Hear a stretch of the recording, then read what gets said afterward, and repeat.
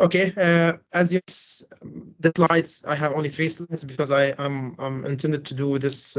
This should be fully practical. Okay, as the learning outcomes that I have specified in this session, I will introduce you to the SPSS interface.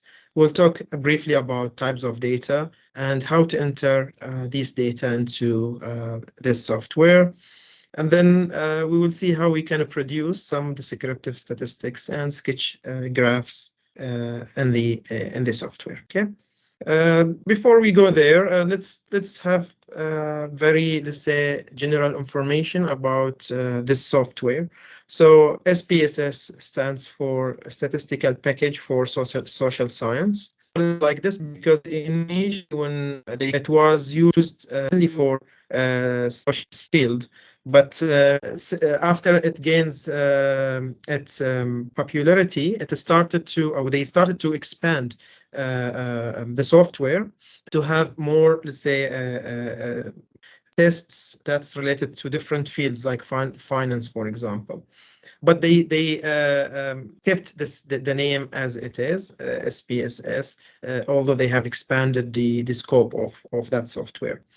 Okay, and it's used for the statistical analysis.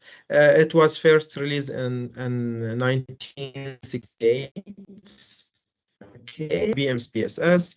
Latest version of this software is 29. Okay, so this is just very general information about the software. Let's look at the software itself and see how it looks like. Okay. So I'm using, let me check the version of this, so I think 23. So I'm using version 23, and the latest is 29, okay? And every new version, they add more functions, more statistical tests, and sometimes making them also more let's say approachable. Currently, there are some tests that you cannot do them straightforward in one way. Bring the new version of this software simpler for users. I have used different types of softwares. Some of softwares are very strong, but when you look at the interface, sometimes you find it non-friendly. Whereas for SPSS, it's more or less looks like the spreadsheets, Excel spreadsheets. So you have rows and you have columns. For the columns, you will enter your variables. That's why it's called VAR, which are the variables. Okay, this view is called data view, where you enter the value. So you can enter any value you want. Let's say, for example, 3, 2, 5, 6. So you can enter them manually, and these values will be for variable number 1. Okay, let's say that you have 2 variables. Let's say that you are talking about the factors that affecting the price of, let's say, oil. Okay, so you have, say, 2 variables that affecting the price of oil. So you have a variable in one column. So this column will be for variable 1, and this will be for variable 2. And you can see it's called variable 1 and variable 2. I will come back to later on, but this is just for your information since we are in the data view. Now, the software itself has another view. It's called variable view. So if you remember, I have entered 2 variables here. When I go to the variable view, I can see these, let's say, fields there. So in the first field, it's the name of the variable. So by default, SPSS called it var 401, okay? And the second variable, call it var 402. This is by default. Of course, you can change this, okay? For this column, it's only the name that SPSS will be using into its code, okay? So whatever you write here, it has to be, let's say, very brief. Try to avoid, multiple words here.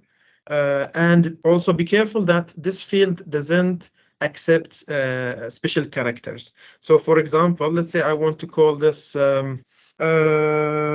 let's say month of the year, for example, month, I will put space of year. Okay, and if I press enter, look what it would say. Say variable name contains an illegal character because of space. So this field doesn't fill.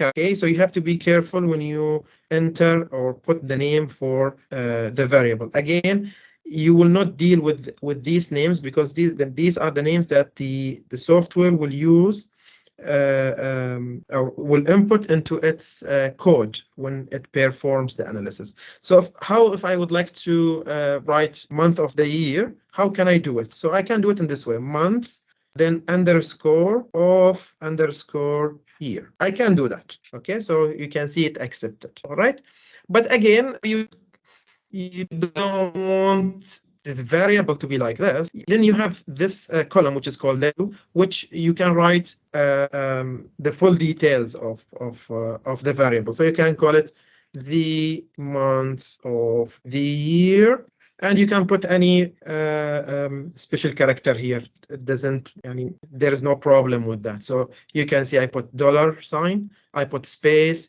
and the software didn't say anything.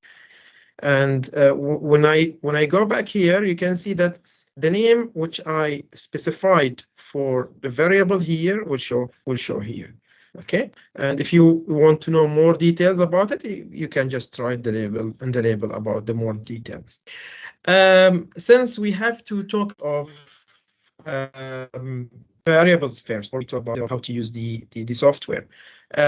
For your information, this software accepts 3 types of variables or data. Although in statistics there are many others, but for simplicity, for matter of simplicity, the creator of the software have just used 3 variables. So the first 3 types, sorry, of variables. So the first one is called scale. The second one is ordinal, and third one is nominal. What's the difference between them? So, for example, what's the meaning of a scale? Scale is if you have a variable that you can measure it. Okay, like for example, length, height, prices. Okay. Temperature, all of these coming under scale. Okay, so you choose a scale if your variable can be measured. I know if you have, let's say, some background in statistics, that even a scale can be dropped down into more other variables. I don't want to discuss them. I don't want to confuse you, but anything under scale, you can choose a scale for it. Okay. So this is just for matter of simplicity. If you have used SPSS, let's say the old version of it, you will see that there's different variables. Now they just merge them into 3. The second variable is ordinal. Okay, what is ordinal? If you remember, if you have, I mean, of course, you have seen, let's say, questionnaires before. And in the questionnaires, you have some questions in which you ask the people to, let's say, prioritize or they put their opinion about, let's say, a product. So whether they highly like it, they dislike it. So there is like an order between the variables. So if you have a variable like this, sorry for this, if you have a variable like this, you will use ordinal variables. So if like between variables, you prefer one over the other, you call it ordinal. And the last one is called nominal. So the nominal is you choose it if you don't have any difference between the variables. Like let's say, for example, gender. Okay, so there is no difference between male and female. I mean, in terms of the analysis. Okay, you don't want to say that, for example, female are better than male or vice versa. So in this for this case, you choose nominal. So anything that is and you cannot, you don't want to have like differences between the variables, you choose nominal. Okay. For example, maybe you have a question about which brand, let's say, which brand of cars you prefer, and you convert them into numbers, right? So you will call it, say, for example, Toyota 1, Mercedes 2, and so on. So for this type of questions, you will choose nominal because by the end, you as researcher, you don't have the intention to say that this brand is better than the other. You want to find out that. So in that case, you will choose nominal. So these are the main three variables that you will use in SPSS. Now, when you enter them, as I said, manually, you need to put the name, the type. Let's look at the types. Here you have different types of variables. We usually, I mean, for analysis, use numeric. Okay. Sometimes if you get data from, let's say, some like to say dollar sign, you can choose dollar, for example. Okay. And SPSS also allows you to choose the format of the number. Okay, if it is date, even the format of it. A string means it's like letters, let's say. Okay, but for a string, then you need to convert it into numbers in order to make sure you are able to analyze it. But for me, when I use it for long period, the most popular one is numeric. And for numeric, you width means how many digits it has, how many decimal places you want. Okay, digit, then decimal point, then 2 digits. If I don't want to have that, I just put it as 0. So you can see now it becomes 3. There is no decimal number. So you can play with different views of the variables. I hope everything is clear so far. If you have any question, please let me know. Let me see that. Yes, okay. Any question? Yes, Noor, please go ahead. Yeah. Yes, Noor. Yes, I just have a quick question now. If my answers is like satisfaction level, like highly satisfied or satisfied and not satisfied, is this considered nominal or scale? It's going to be because as you said, it's not scale, not nominal, it's ordinal. Ordinal, okay. Yes, yeah. All right, thank you. Unless, unless you are going to measure it using numbers. Are you going to measure it using number? As in, I convert it into a number for each one, for each value? No, if you convert it, it's going to be ordinal. Yeah. Oh, no. Because why you are not saying it's a scale? Because when you put it as a question, you will put, let's say, highly satisfied, satisfied, and let's say not satisfied, right? So it's they are words already. So for sure, it's not going to be scale. Scale means that's right from the beginning you get a number, like age, for example, like temperature, like I don't know, air pressure, for example. All of these can be put under scale. For ordinal, as I said, if you have preferences, you want the one who you are interviewing to choose which one is better. Okay. Last one, nominal. It's like you don't want to say that this is more preferable than that. Like, for example, if you would like to ask them what is the brand of mobile phone you are using, so you'll put, for example, iPhone, Samsung, I don't know, Huawei. So in that situation, you will choose nominal for that, because for you as a researcher, you want to be fair, right? Yeah. Yeah. And So you don't. better than the other. Exactly. Yes. Yeah. Exactly. Yeah. Yeah. Thank you. All right. Nof. Thank you so much. Sure. Sure. Any other question? Okay. Let me then show you how to, let's say, import data from Excel. Currently, I have a data that I have downloaded yesterday for this purpose, and I will show you how to download it from. Let's say that you have an Excel. Okay, so what I have done now is just I clicked on open. Okay, I got this window. Then I chose the file. And this file, I have this SPSS file. Okay, within this folder, I have this SPSS file. But let's say that you have an Excel file. So you can choose Excel. Okay, there are many types of files that SPSS accept. Okay, so for me, I have this file. I want to open it. So let us open it and see how we can import the data from this file. Okay, this is not an SPSS file. If you want to see how a SPSS file looks like, it has this icon. It's like a blue with yellow, white and red. But I don't want to open it in this way. I want to open it as an Excel. Okay. Because most of the files or the data that you will find on the internet, they will be coming from Excel. And sometimes in Excel, it's much easier to use it for what we call it in statistics, data pre-preparation. Okay, so getting rid of missing values, I don't know, making them, let's say, organize them, let's say, to organize them, getting them ready to be analyzed. So, and sometimes in Excel, it's much easier to do it there and then export it to SPSS. Although SPSS is doing that as well for you. Anyway, let's open it. Okay, take some time. Okay, yes.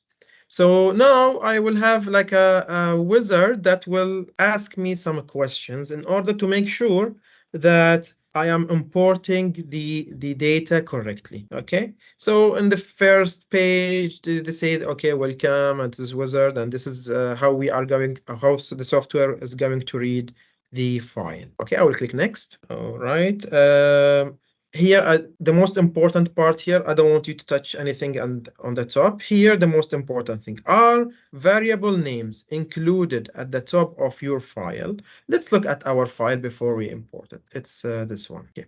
You notice here that I have, let me make it bigger. I have 1, 2, 3, 4, 5, 6, 7 variables. Okay. The first variable is gender, it's male and female. The second one is age. The third one is height. Fourth is weight. Fifth is family history. Okay. Then whether this one, the interviewed one is guy or lady is smoker or no. And finally, their BMI. By the way, this is a data about obesity. Okay. So whether they want to see which variable affects more and increasing the BMI.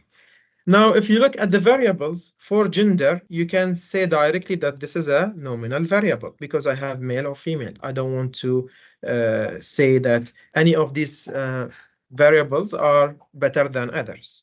Age is a scale because it's measured in numbers. Height is, again, scale. Weight, again, is scale. Now this one, family history of overweight. I have two options, either yes or no. Is there any preference between yes or no? No. So this is a nominal variable. And then smoke, again, whether he is smoker or no, right? Again, there is no preference between yes or no, because it's for you as a researcher, you want to know. You don't know what's the result will be, okay? So again, this is going to be nominal. And finally, BMI is scale because it's measured in numbers. Okay.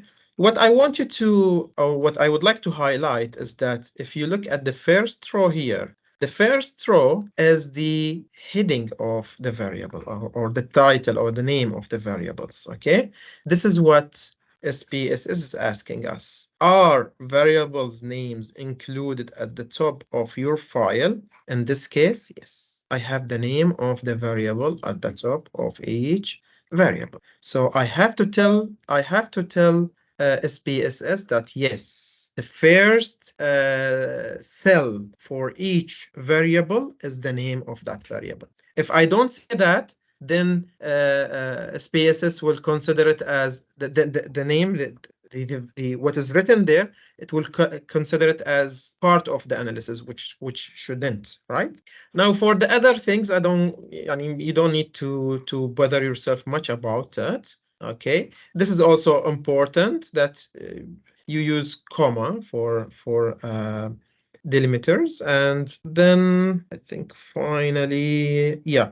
Again, you don't need to bother much about this, and then you can just click finish. Let's see how SPSS will import the data. Will take some time because this one. Let me do it again. I don't know why. I will redo it again. I don't know why it didn't read it. Just 1 second. I will redo it again. Yeah, I will open it. Go to the file. Okay, yeah.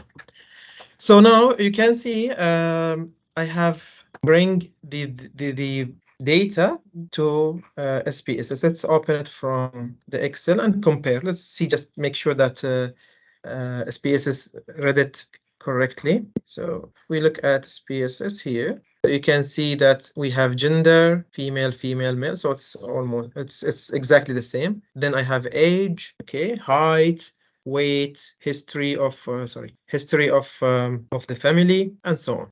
So we were successfully imported the data from Excel. Now I have just to make sure that everything is fine here. So we have here gender, we have age, height, weight, and then history of family, overweight, smoke, and BMI. Okay, you can see that the SPSS also was able to convert or choose the right type. So for gender, it used string. String means words. Okay, so the first one is a string, which is correct.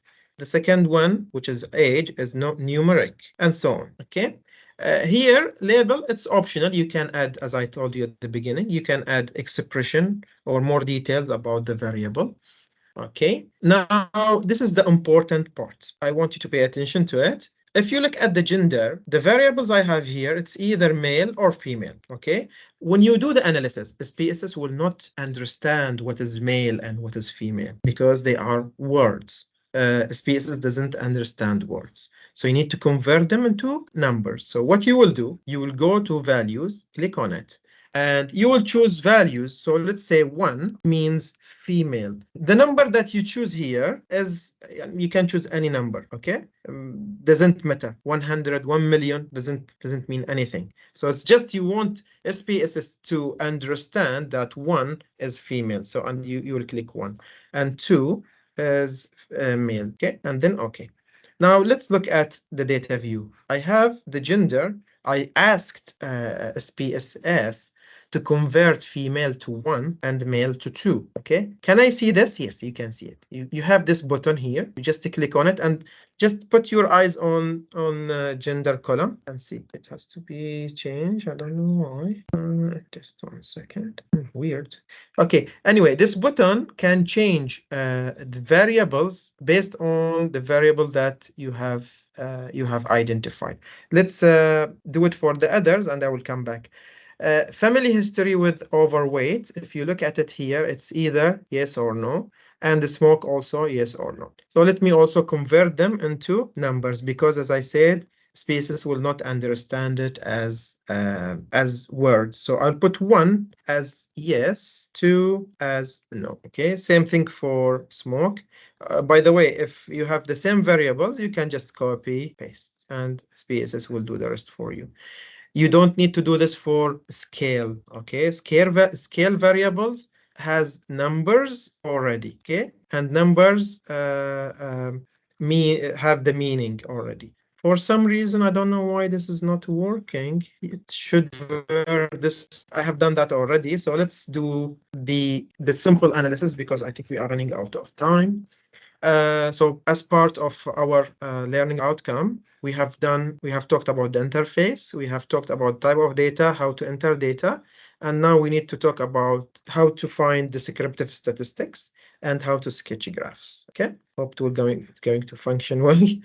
Anyway, so if you want to, let's say, produce descriptive statistics, what do I mean by descriptive statistics? It means the mean, the median, the mode, for measures of central tendency. It means the range and standard deviation for measures of spread.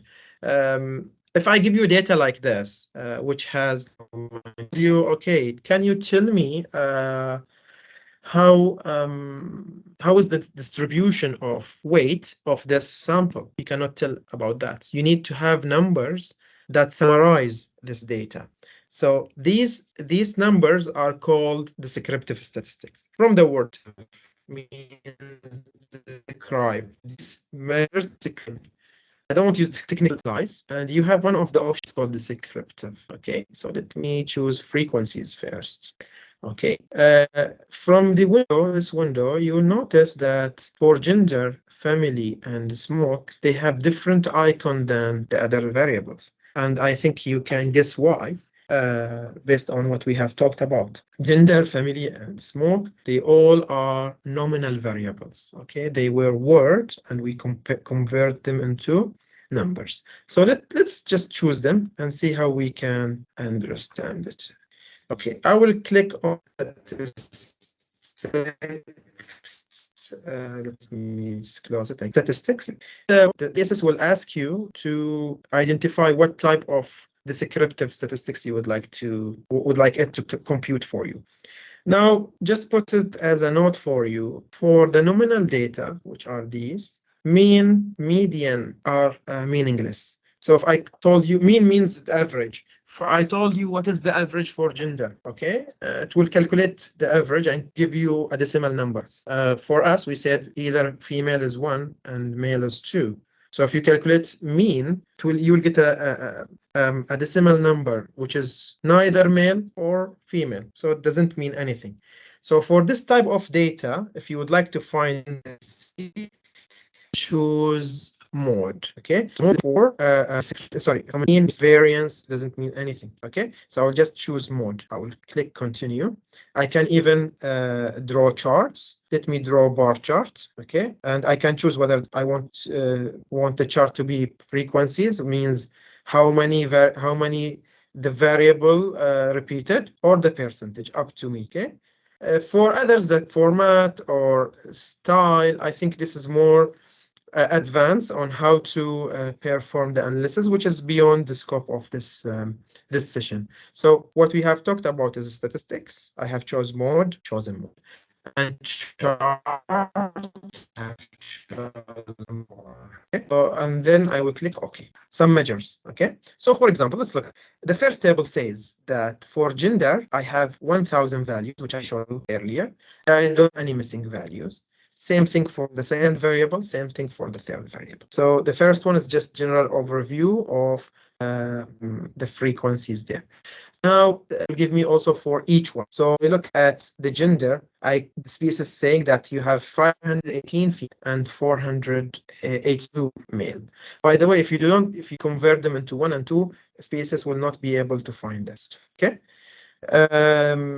So also you can see that are almost same. So you don't have let's say one gender dominating others. Okay, so they are almost same. So you have good representative of gender for this case.